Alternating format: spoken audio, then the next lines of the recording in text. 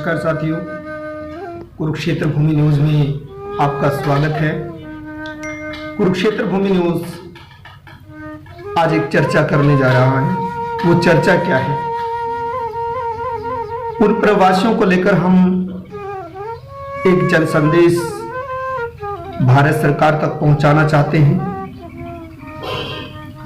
वो जन संदेश क्या है? जो प्रवासी पंजाब से और भी अन्य क्षेत्रों से, हरियाणा से गुजरकर जा रहे हैं, उन लोगों के लिए बड़ी समस्याएं सामने आ रही हैं। जो लोग पैदल चल रहे हैं उनको ना तो सफर में कोई साधन मिल रहा है और ना ही किसी भी रूप से खाने की सुविधाएं उनको प्राप्त हो रही हैं। आज अपने ही देश में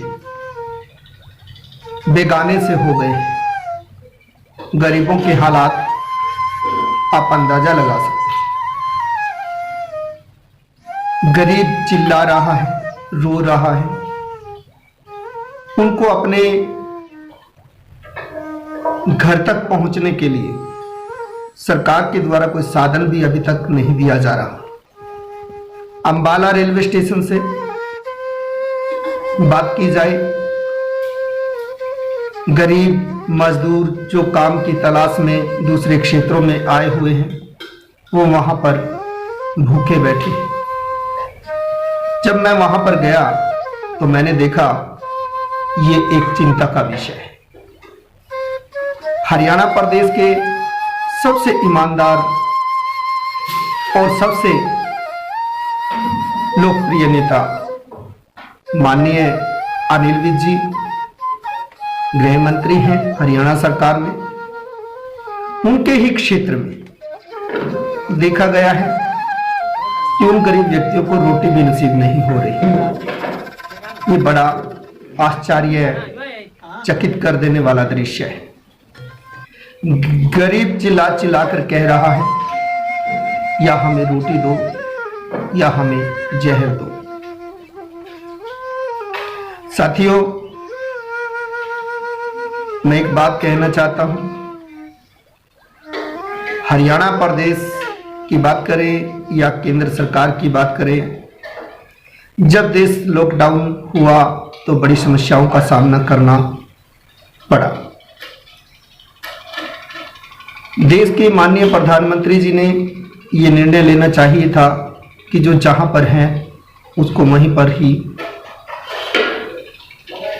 रोटी का, कपड़े का, मकान का, जहां भी वो जिस माहौल में रह रहे हैं उनके रहने की, खाने की, पीने की सभी व्यवस्थाएं वहां पर कर देनी चाहिए थी।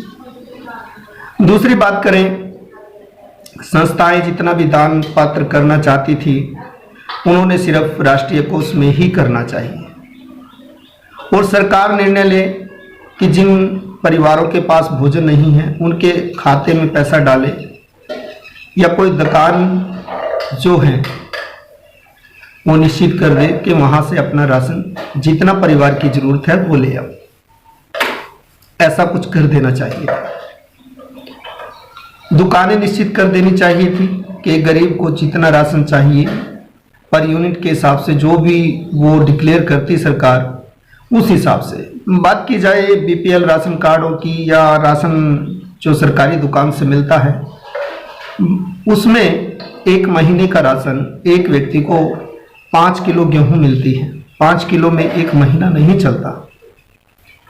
चलो तब तो चलता था कि व्यक्ति घर से बाहर जाकर कुछ काम भी कर रहा था तो 5 किलो में गुजारा हो सकता था। ये सभी की बात कर रहा हूं। अब तो मैं 5 किलो से गुजारा नहीं होने वाला।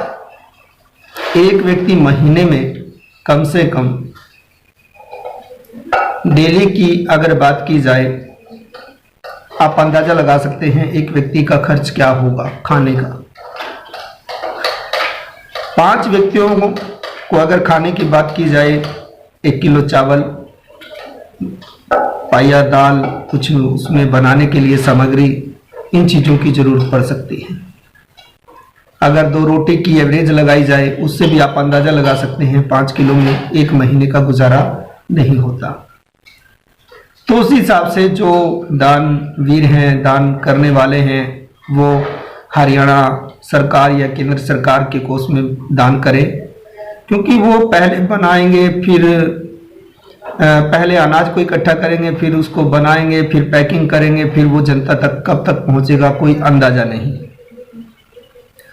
गुरुद्वारे जो हैं, गुरु का घर जो है, वो अच्छी व्यवस्थाएं पहले ही कवर रखता है, वो एक अच्छी सेवा कर सकते हैं, क्योंकि गुरु घर में तो पहले से ही गरीब परिवारों के लिए लंगर चलता है, चाहे वहाँ अमीर आए चाहे गरीब आए, सबको बराबरी से वहाँ पर भोजन कराया जाता है। वो बड़ी अच्छी सेवा करते हैं, मैं सल्यूट करता हूँ सिख कौम को और अन्य सामाजिक संगठनों को भी। लेकिन मेरा कहने का भाव ये था कि हमें सरकार के कोष में दान कर देना चाहिए था, और सरकार सरकारी दुकानें निश्चित कर देती, ताकि ये गरीब उसका टाइम निश्चित कर देते, अपने घर के लिए जो राशन चाहिए तो वहाँ से लेकर आए।